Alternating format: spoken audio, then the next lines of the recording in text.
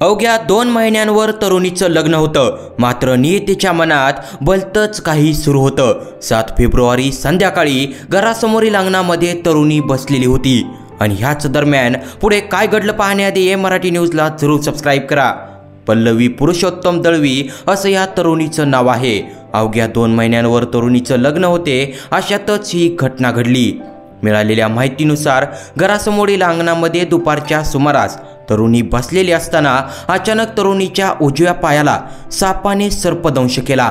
त्यामुळे तिला प्रथम उपचारार्थ नांदुरा येथील डॉक्टर उमेश बडे यांच्याकडे नेण्यात आले होते। प्रकृती अस्वस्थ असल्याने डॉक्टर उमेश बडे यांनी युवतीला सामान्य रुग्णालय खामगाव येथे रेफर केले, मात्र तेथे उपचार सुरू असताना तिचा मृत्यू झाला। नांदूर येथील ITI मध्ये शिक्षण घेत असलेली कुमारी पल्लवी ही आपल्या आई वडिलांची एकुलती एक होती। दरम्यान पल्लवीचा 26 एप्रिल रोजी तिचा विवाह ठरला होता, मात्र अशा वेळीच तिने जगाचा निरोप घेतला आहे।